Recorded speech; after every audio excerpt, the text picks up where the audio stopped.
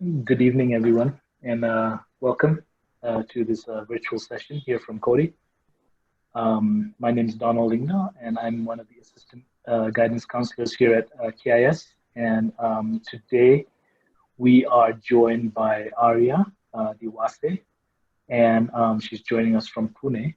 And today's session is about finding your story, how to tell your story in your college applications and a little bit about scholarships. But we're really excited to have this session going on today. Just a little bit of background about Arya before we get into the question answer sessions. Arya is a KIS alumni from the class of 2014. She's also a social entrepreneur. She's the co-founder and CEO of the nonprofit Jazz Hands Foundations. This foundation specifically works to teach underprivileged children English using drama.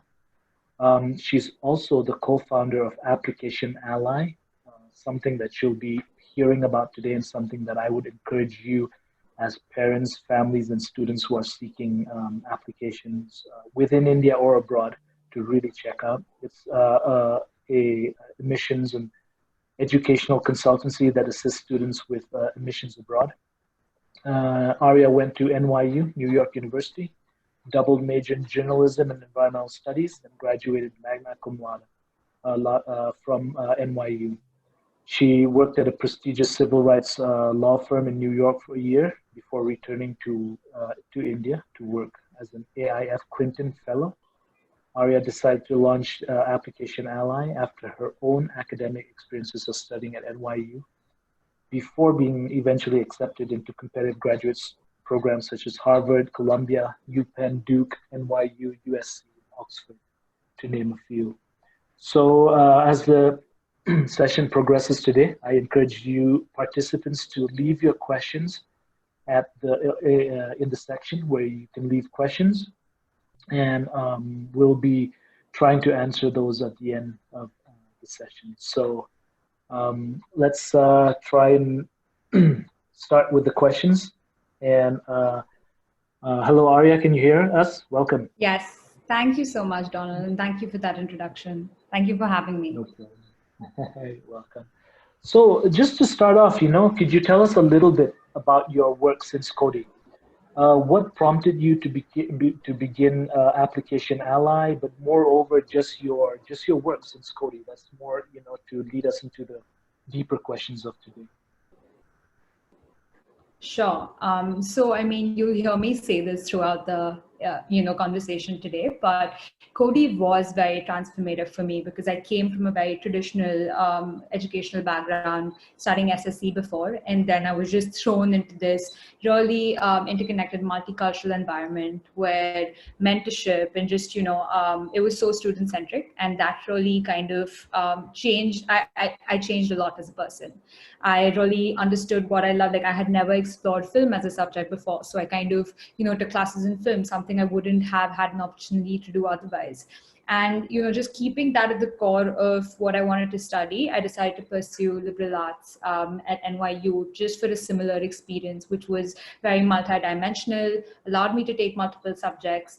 And then I decided to double major in journalism and environmental studies.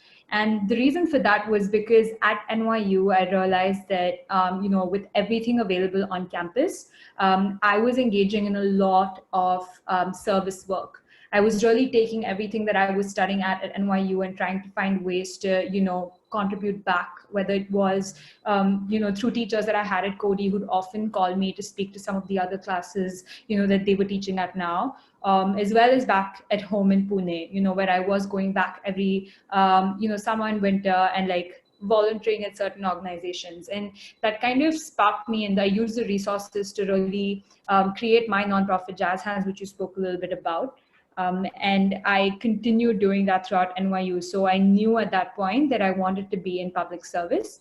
I just hadn't found the medium of doing so. So after NYU, I worked at a civil rights law firm because at the point I thought I wanted to go to law school. Quickly working at the law firm, I realized that law wasn't for me, not because I didn't love the subject, but because I realized that there was very less room for change. You're always mitigating damage that's already been done, but I really wanted to go in at a level where these laws exist. These laws are created in the first place, which is policy. And so I took up a policy and social entrepreneurship based fellowship with the American India Foundation, and I served as a Clinton Fellow all of last year in Bangalore with another education nonprofit. And Jazz Hands is something that's been going on throughout. But one of the things I really realized, as I was serving, as I was going through my own applications actually for public policy master's programs, was just how how debilitating the whole pandemic was for students who don't have access, or for students who, like me, are looking to go abroad next year.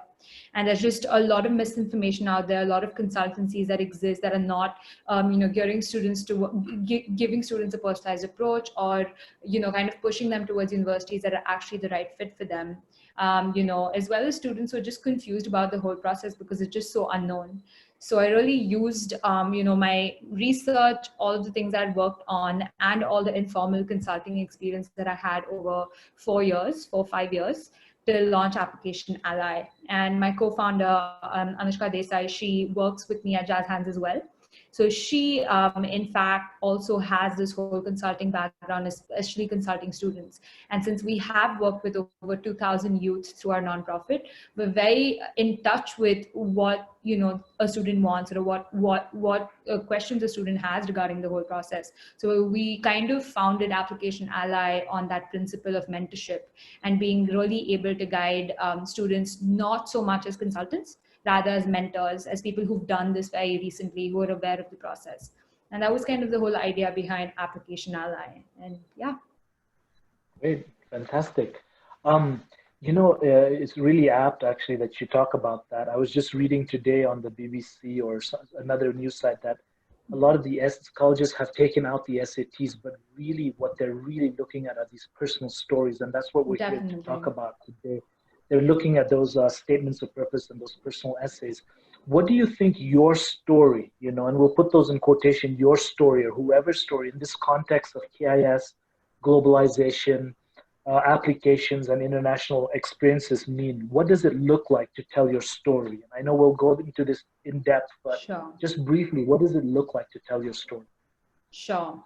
I think you kind of put it very aptly that this year your story is going to matter more than anything else, because they don't have the grades to judge you, and they may have partial grades from certain students, but it's definitely not going to be across the board, which means there's that much more pressure to be able to put yourself out there for the admissions committee to understand who you are as a person.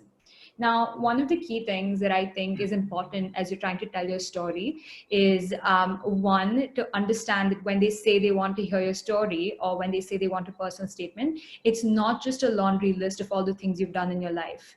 It's about those momentous things that you've done that have impacted decisions in your life. It's about the experiences that you've had that maybe have shaped your personality in a certain way. It's not a resume, and that's the difference. We often have students come to us who try and tell us that, this is my personal statement, and it might be beautiful. It just might be a great way of putting a resume. But at the end of it, if I feel like this is an essay that if I replace the name could fit for anyone else, then I don't feel that that student has done justice to their story, because your story should be unique. And I think it's about that. It's about being authentic. It's about taking this opportunity to really make the admissions committee understand you as for yourself, like for who you are, not rather what they want to hear, not what your resume says. It's something that you can share with the admissions committee that they're not going to get from the resume. They're not going to get from any other aspect of your application. So that's what I think a story is. And I think for KIS students, that can be very interesting and very unique. And, I think they have an edge for that. And that's because, one, you almost live in a bubble. You're really removed from the rest of the country, where you're in a very sheltered space, but you're also exposed to an environment that's so drastically different from students from other schools going in. How many people get to have the Palni Hills as, in their backyard? How many people get to live with their faculty members, live with their friends, sometimes even over 6 to 7 years? How many people are able to create that community for themselves in a place so far away from home? So I think that these are experiences and these are events that should be a part of your story, because you're competing with students all over the world, not just in India. And most of these students probably don't have this experience, right, that you already find yourself in. Yeah. So for KIS students, I would encourage them to really ensure that their story highlights at least a part of that, because it's what makes their experience unique. Yeah, thank you. Yeah, that's a great answer. I mean, that really resonates. You kind of answered something that I was gonna go into later about grades and extracurricular, about Yeah, how sometimes your story is actually, if not more important as your grades and extracurricular, your story. definitely. And being a KIS alumni myself, I really understand the language that you speak. And I can give you a quick example. Like when you from the class of, you graduate about 10 years later than I did, but when we talk about field day, those same memories come up.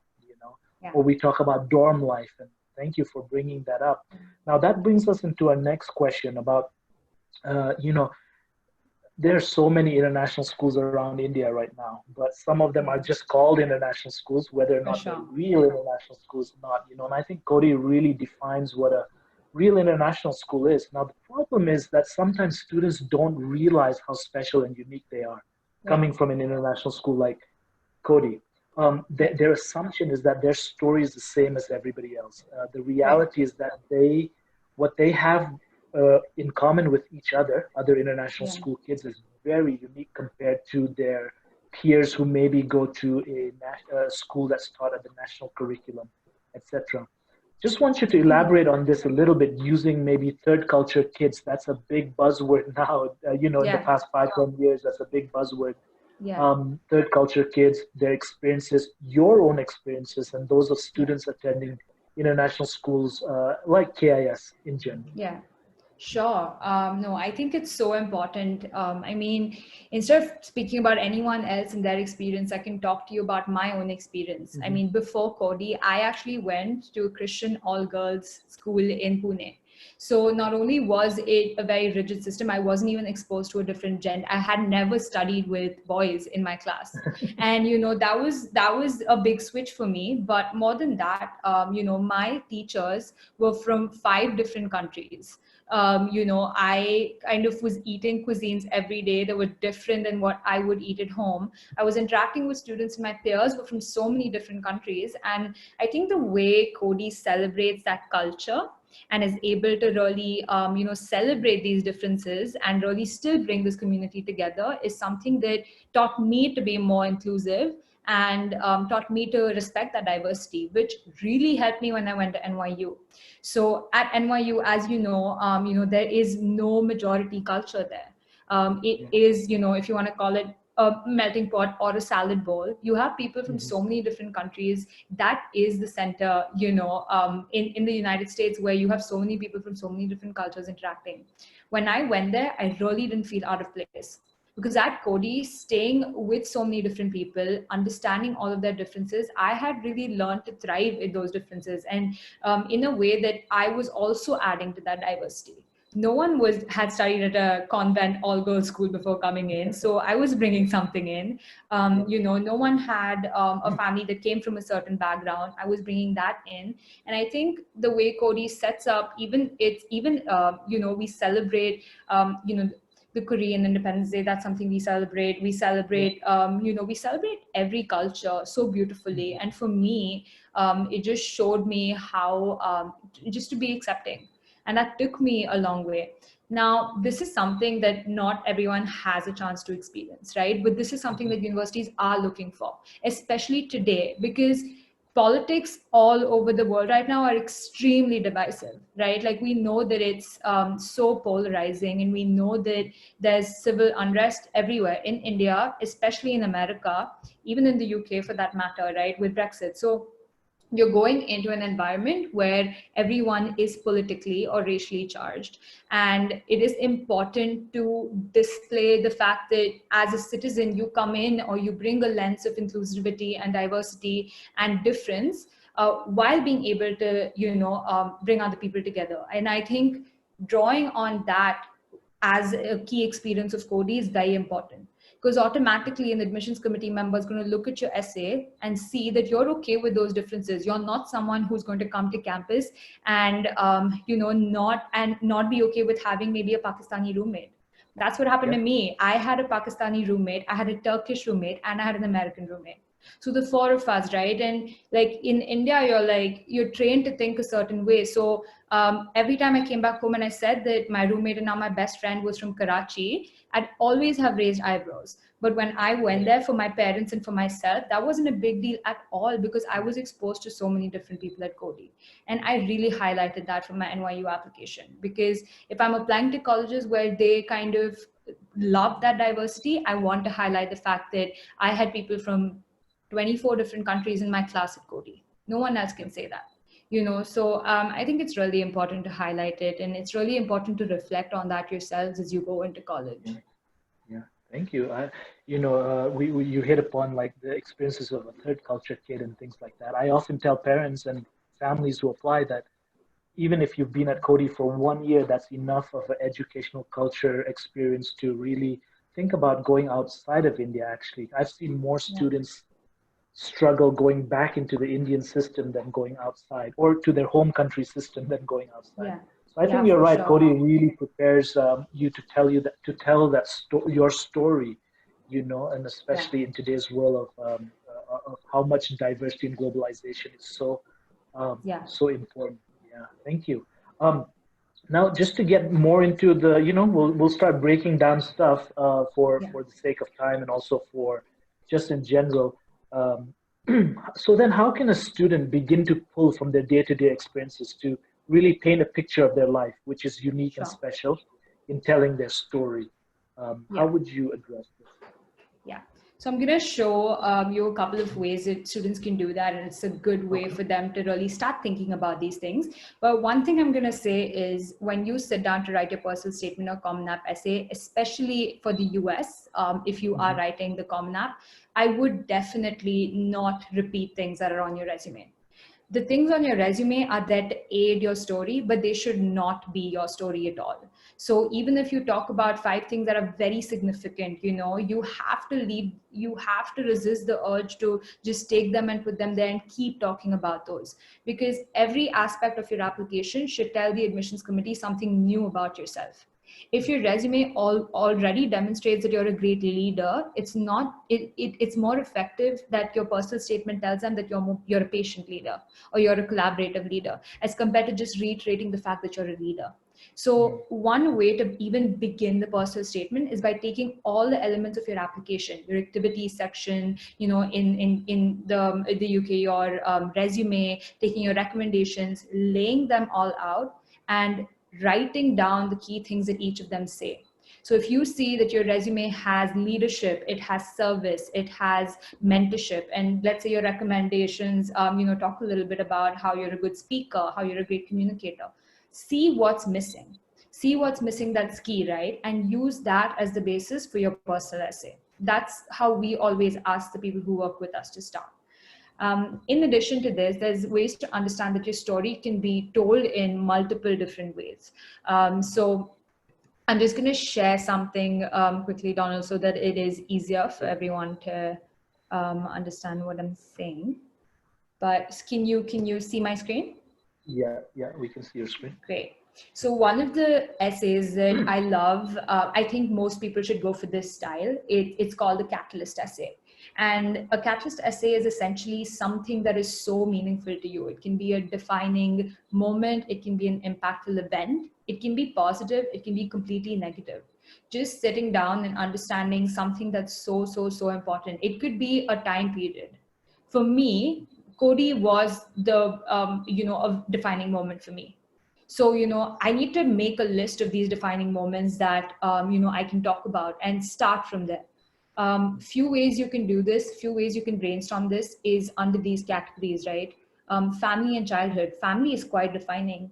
Maybe you belong to a particular community.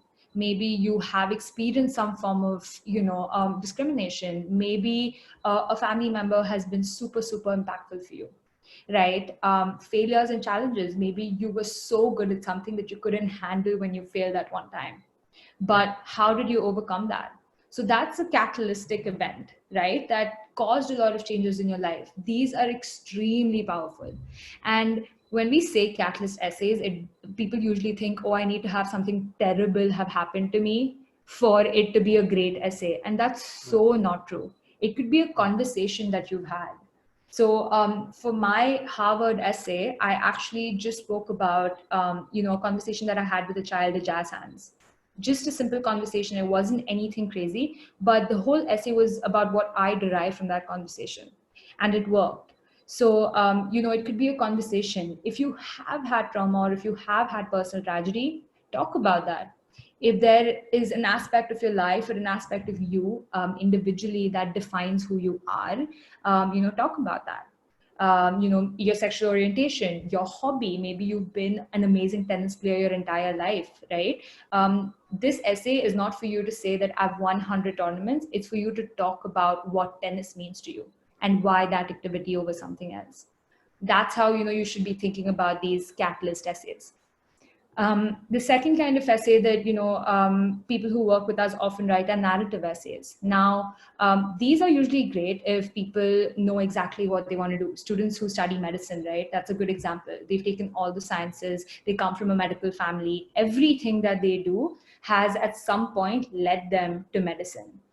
So, if it's very clear, at undergrad level, it's very difficult to have such an essay because, especially in an environment like Cody, because you're trying so many different things that you don't have one clear trajectory. But for students who do have it, feel free to like narrate that story, like, and keep that one thing at the center of it all. So, for like my Columbia essay, what I wrote about was mentorship. That was at the basis of everything I did, right from Cody to NYU to Jazz Hands to now Application Alla. Like, it all makes sense. And service, right? That's at the basis of all the decisions. Even to go to law, to work at a law firm, it was a civil rights law firm. So that's a narrative piece. And you can brainstorm it using your academic trajectory. Maybe you love math and you use math in every single thing that you've done in life. You use math in sports, you use math in school, you use math in your day-to-day. It could be service, it could be maybe internships. It could, like, that's tough again for undergrads, but it's a good way. If there's something that has been constant for you throughout your life, use a narrative way of writing it. The last one is very relevant for IB students. I struggled with this a lot. It's that everything that you do doesn't directly tie into, everything else. So, I, for example, when I was in Cody, I was, in the environmental team, but I was also in NHS, but I was also doing like this other service project, and I was studying really hard, but I was also doing film. And the same thing happened at NYU. I was doing environmental studies and then film, and, you lose out on like, who am I as a person, or what about me is tying all of this together. So for individuals who are like that, what we suggest is you find values or you find skills that, you kind of use to bind everything together. So the first step is kind of to, for every activity, let's say you did environmental club, you did NHS, bring in things that was it leadership? Was it commitment? Was it, listening? What was the thing that's a commonality throughout these activities? And base your essay on that commonality, and then bring in these kind of experiences into the essay.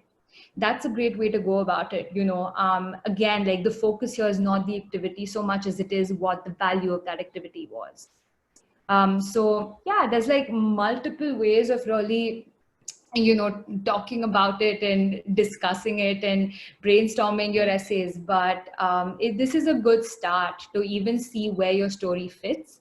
And some people may not have a story that fits in these three categories. Some people may just have something super unique, and the best way to like put it down on paper is really brainstorming with friends, brainstorming with families. Other people are able to tell you a lot more about yourself than you'd ever know. So, sit down with your parents, sit down with a couple of your friends and ask them, if you had to describe me in 3 words, what would they be? If you had to pick 3 qualities that I had, what would they be? If you were to talk about things I don't do too well in, what would those be?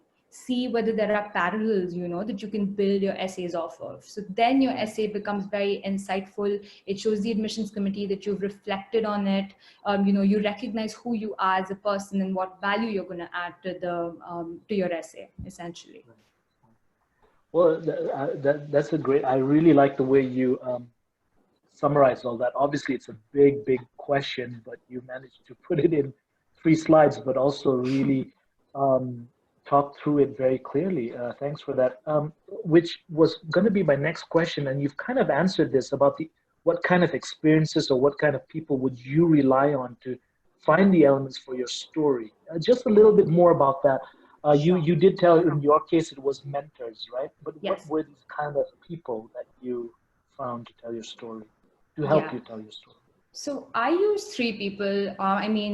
I definitely used 2 of my professors back in university at NYU, who I was very close to, who knew how I was in class. So they knew me as a student, right? Like, what do I bring to their college as a student? It's very different from what I bring as a person. I may be an amazing person, but I may not be a great student, right? Like, what are the qualities that, like professors like, do I let other people speak in class? Do I aid discussion?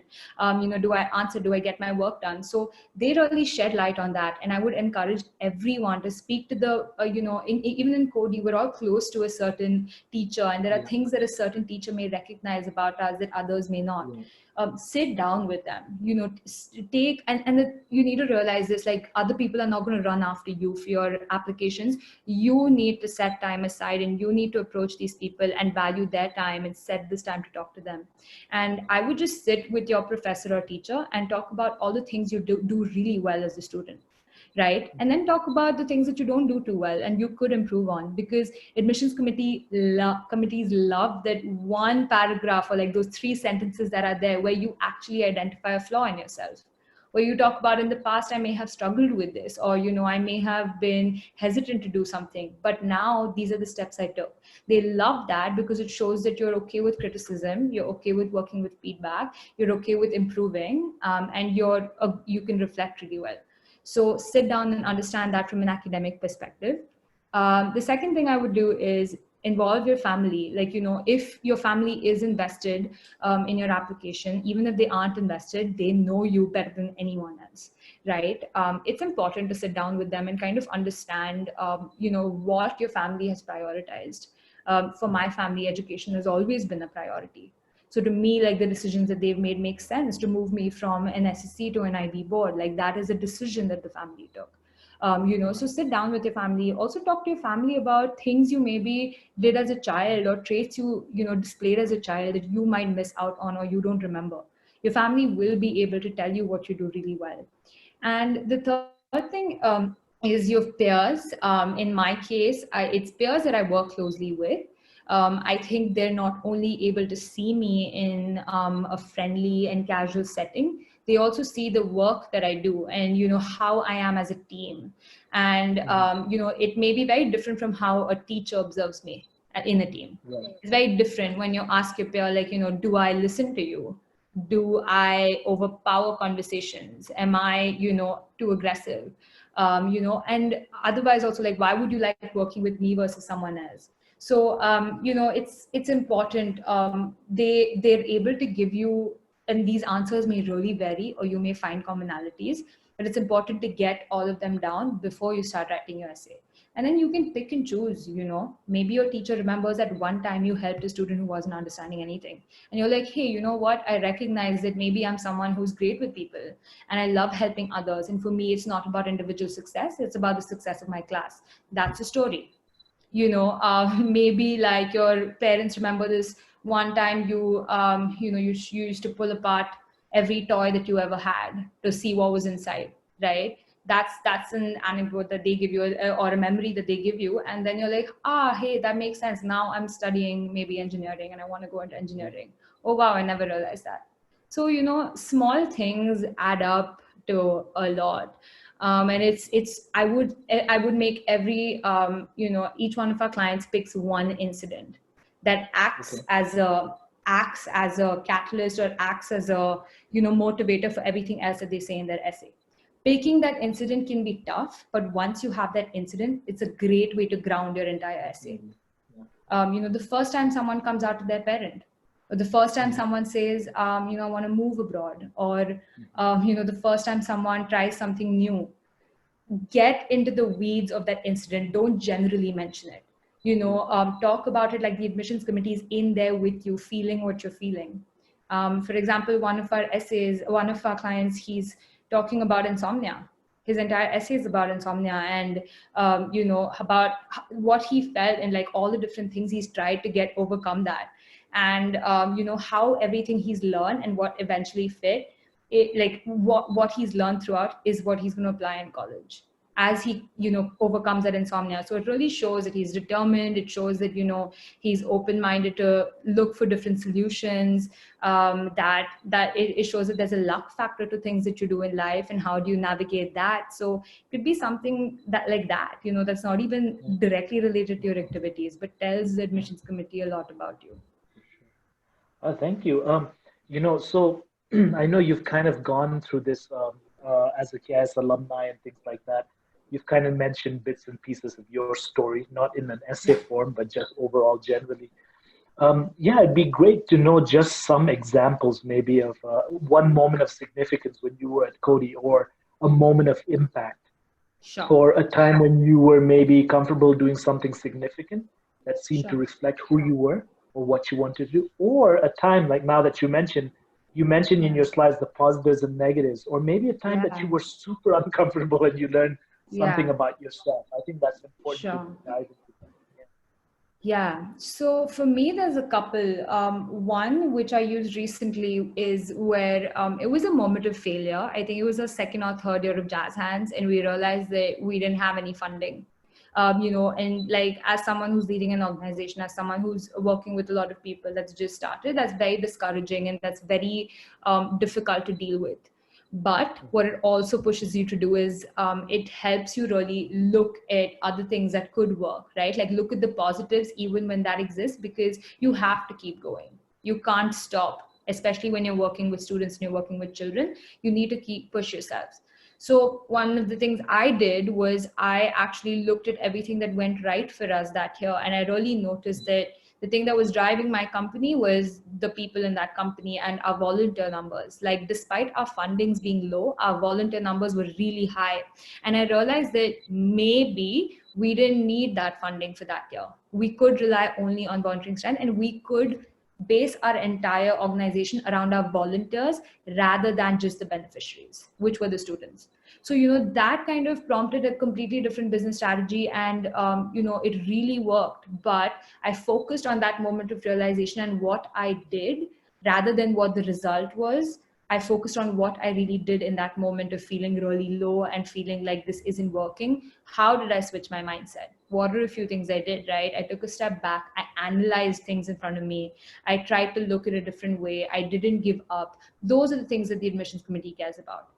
Let's say that maybe I did get those volunteers and still it failed, right? Let's say that happened. I would still write about that, because what the admission committee cares about is what I thought in that moment, because that's what reveals to them who I am as a person. Professionally, they already know how many volunteers we have, so it's not that. And another example, I mean, these are from like past, clients that we worked with. QB, we had a client who kind of came to us talking about her entire time as a head girl. She was a head girl of a school. It was very important for her to, make that shine. When I saw her resume, I already knew she was a head girl of a school. I knew that like as a head girl, there are certain things you have to do, or there are certain qualities that you need to have. And I knew she had those. And then I read her Common App essay. It was all about that kind of, thing.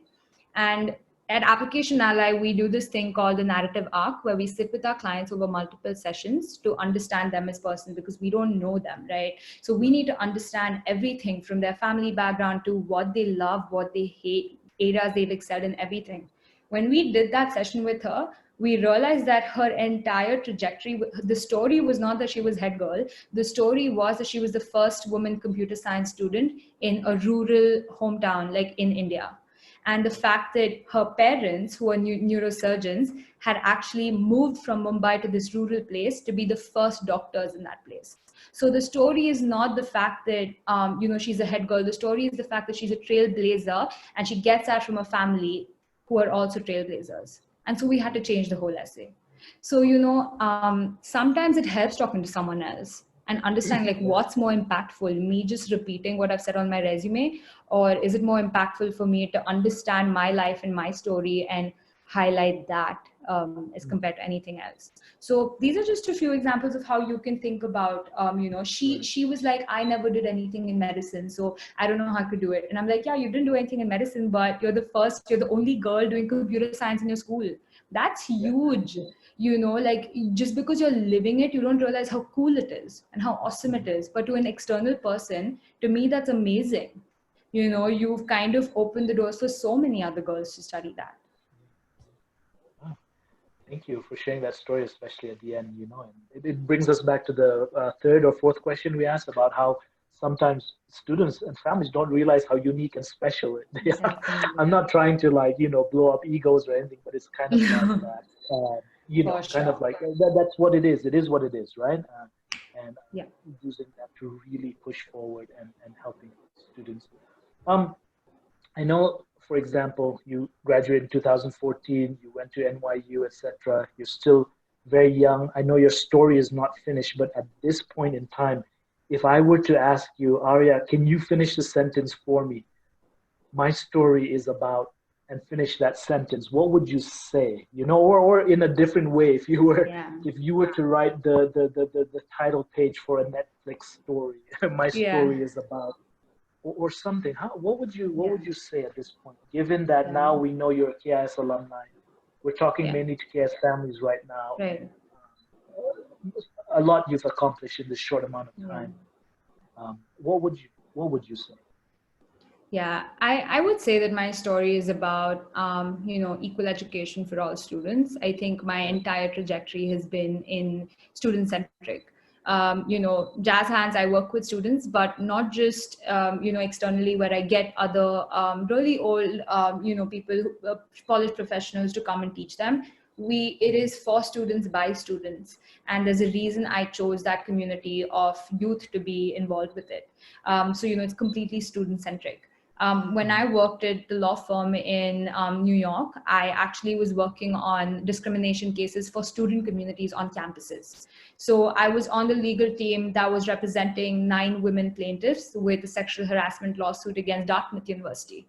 So it was actually a landmark case where Dartmouth had to change their policies to be more inclusive towards women students and also put checks on professor-student relationships that existed at the time. So, it has, again, even though I was in the legal sector, it's been student-centric. Coming back to India, I worked at an education nonprofit where we worked with the Delhi government, the Pondicherry government, Andhra Pradesh government to bring life skills in regular curriculums. And then with Application Ally, I'm back to, working with student communities, because I feel like applying abroad is one of the most daunting things that students and families can do, Yeah.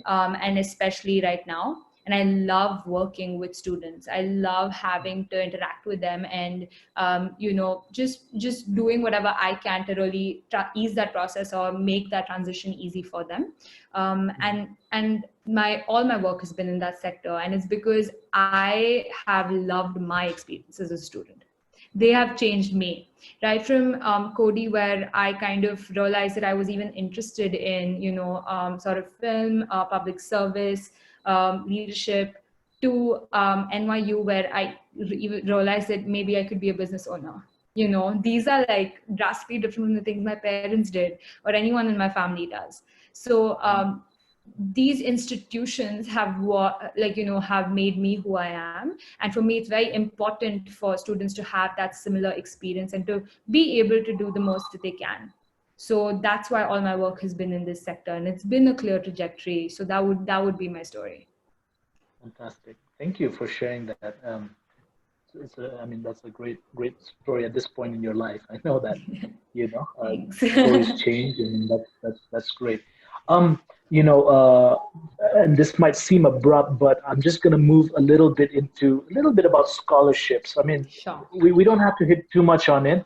What we're going to Yeah. do after that is I'm going to take some questions that Sure. pertain to the first half of our talk about the story, and then we'll go from there. Yeah. Now, in the U.S. at least, and I know scholarships are plenty. Yeah. They're very, I would call the US a scholarship friendly country Yes. for Very, very, students who very. are aiming to go there.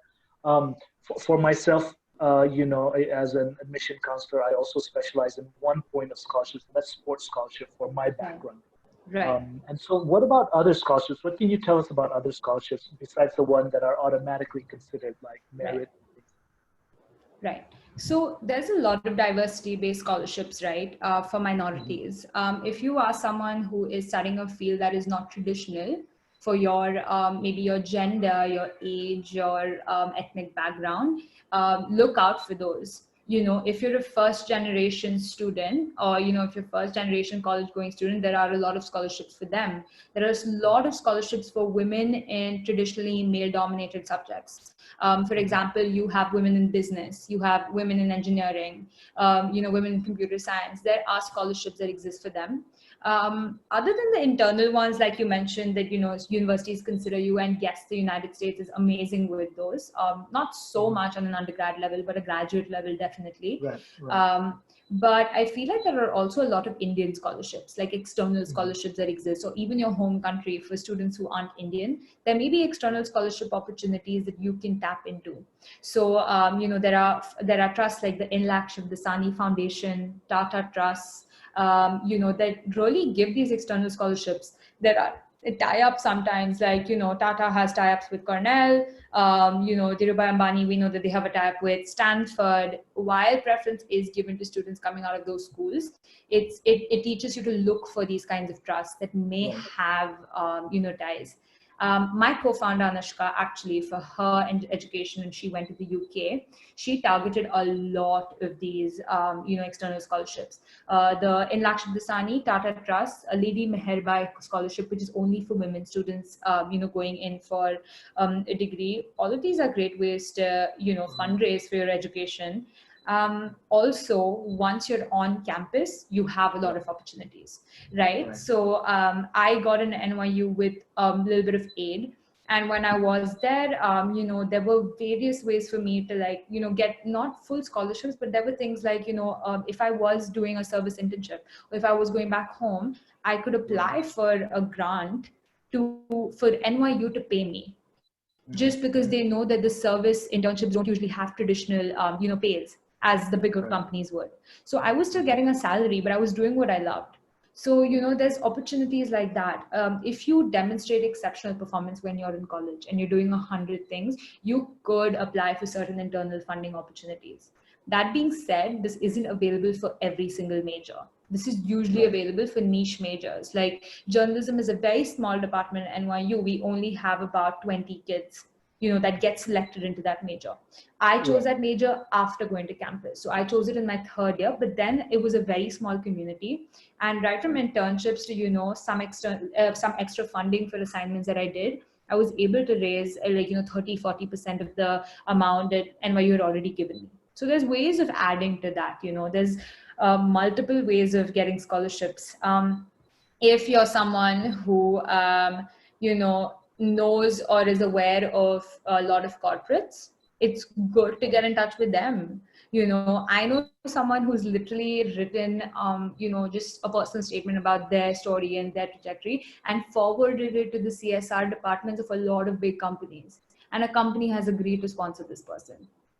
So there's a lot of opportunities. You just need to be aware of them. We have a whole separate scholarship package actually for some of the students who work with us, because this is like an application and a half if you're targeting external scholarships, those other than the ones university offers. It's a Right. lot of work and it is very competitive, but if you're someone who has a good story, a difficult background, something unique about you, you can do it. And then of course you have your music scholarships, your sports scholarships. If you're really distinguished in one of these fields, you can definitely apply to those as well.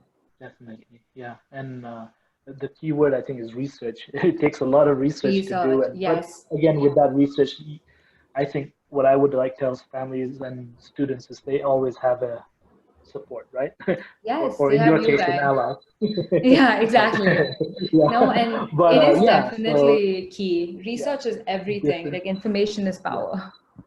right. Different people who can help guide you to get there and Yeah. learn about those scholarships and things like that. So, Arya, before you share your screen, I do want you to share your screen, how parents, families, students can get in touch with you. I'd just Yeah. like to take maybe a few questions. And Sure. for the participants on here, if for the participants on here, if we can't get to your questions or if they've already been answered, maybe something we can do is you guys can email Arya and her partner Yeah. Anushka through their screen that they will share on the last slide. Yeah. There was one down here that we can just hit off right away because it's a true or false question. Is it Yeah. true that not applying for need-based scholarships for undergrad students actually increases our chances of admission? This is a tough one because it really changes from school to school. There are certain schools that very explicitly say that it's not going to affect your chances of admission. And there are certain schools that are kind of rigid about it, but for the most part, it does not. It really doesn't as much. Right, Like right. I have not seen it affect. If you're a good candidate, and unless you're someone that's just making it, like into the cut, like if you are someone who falls in the average level of candidates that like most people who have gotten in, it doesn't really affect it as much. Is what I've seen. However, there are certain schools that do write explicitly that it may affect, or there is a certain number of students. Um, Right. I know that NYU, at least when I studied there, and when I actually had friends working in admissions, say that they would review candidates separately. If you didn't make aid, or if that's something that the school university wasn't able to offer you, or you didn't have the profile for aid, they would push you with a regular pool of applicants. So it wouldn't Right. really reduce your chances in the long run. Thank you. Let's see. We'll go back to the story one. Maybe we'll do one or two more questions. Yeah. Talking about the incidences that have shaped you, your story, does this incident necessarily have to be a one-off or momentous incident, or can it be something that has been in your life for longer? It can definitely be something that's been in your life for longer. To give you an example of one of the ones I wrote for myself, I spoke about how it began with some like a trigger where it was in everyone felt like there was action happening, where I started with a phone call and it was like, hey, can we borrow some of your volunteers? Like that's literally, that was the opening sentence. And Right. then I spoke about how during COVID we were getting calls from the biggest nonprofits in the country for volunteers. Mhm. For me, that made me reflect, like, okay, like what is it that made us work? And then I moved on to talk about how that focus on volunteers and not the beneficiaries is something that helped my company.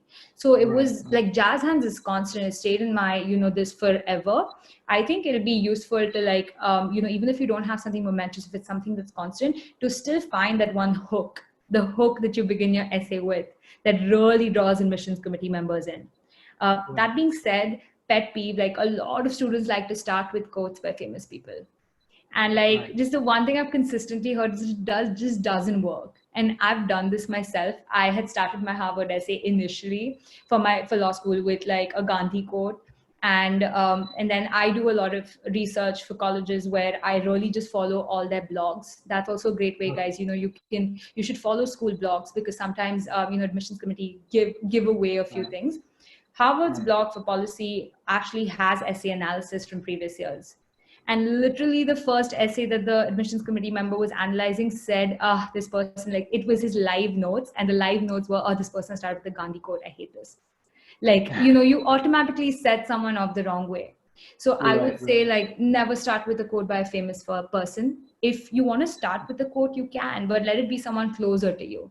Someone that's a major part of your story. Yeah, sure, Gandhi's words apply to me, but he's not a major part of my story. The students I work with are. So I started with a quote by them. So yeah, like that's important. And I think finding a hook is what's important. The event, or like the period of time of the event, is not as important, but finding a hook, finding something interesting to begin with, is really important. Yeah, yeah. Fantastic. All right, so maybe we have time for one more question before you share your screen. And this is, I think this question would kind of tie in a lot of the things we talked about today, but really it's kind of a general question, but it says, how much should you relate your story to the major you want to study? And, sometimes I've had that question a lot from students. There's a lot of myth out there that you need to, for example, get a recommendation letter from the teacher that's teaching you the subject that you want to major in, or your story to the I would say not necessarily, or not at all, but what's your take on that? How much should you read? I completely agree with you. I, in fact, stray away from that. And that's because schools already have supplemental essays for that. If you are picking a particular major and that school requires you to apply with that major, which most US colleges do not require, the school will definitely ask why computer science, or why this at Purdue, or like, they will have a specific question. Use that. Don't use your Common App essay to talk about your major, what field you want to get into, unless it's super integral to what who you are. And the reason for that is, I mean, especially in the US, is that like schools want you to use your college experience as for exploration. You may go in wanting to do computer science, but you may graduate with like a biology degree. And schools have that embedded in them. Like I went in applying for I applied for film actually for NYU. That's how I got in. I mean, they put me in the liberal studies program. I loved the liberal studies program, and then I graduated with journalism and environmental studies. So like they know that you're going to grow as an individual in school. You're going to take subjects that make you change your mind. And I think more like if you focus on the subject that you want to go in for, you end up losing a lot of what you want to talk about yourself. Like I completely agree with you. I would stray clear of that, unless it's super important. I know some schools are very rigid that a certain major and you don't have any other opportunity to explain anywhere else in your application. But unless that's the case, I would stick to your story. That being said, the UK is different. The UK really wants, like you can't switch. You have to pick a major and go for it, right? So like there, they do want a section at least about why this major, why this college in this major. So a UK personal statement is very standardized. They have certain questions. They don't want you to be creative with it. They want you to get on point and tell them why you want to be there, what subject you're studying, what you want to do, and why you want to do it. And that's it. So, in a way, it's easier, I guess, than the US. To put that but also I'm as a counselor, I'm a little I'm biased. I support students' choices, but I am biased to the US a little bit, just because of that freedom and flexibility. Because the percentage shows 76% of all undergraduate graduates do not toil in that major that they majored. Exactly. So for sure. that's something that. So. And a lot of students don't even know what that major holds, like in IB, at least we're exposed to some subjects, but if I'm like, no one would pick gender studies because we never studied it in India. And, I'm not going to go into college, even though I might love it later. So I need to have that flexibility. Definitely. Well, Arya, thank you for your time today. The last thing I'd definitely like you to do is to share a screen. If you have a screen of you and your, application ally, contact info that parents can get in touch, or any of our parents, families, or students can get in touch with. Sure. That's a screen. Our number's up there. You can directly email me on the first email, either say at applicationally.net, or you can also shoot an email to my co-founder Anushka. we both work collectively on all our client applications, because it gives us, she studied in the UK. She has her own trajectory. She actually got into a master's program without a traditional undergrad. So she has a very unique story, and I kind of use that expertise to really be able to tell unique stories of clients. She is very aware of the entire scholarship process, because she got a lot of external scholarships, whereas I focus a lot on the internal scholarship process, because that's kind of what I've targeted. But we're both available, and you could set up a call with us. We do a free initial consults with everyone who just has general questions, who just wants to talk through their application. So we'd be happy to speak to anyone who's interested.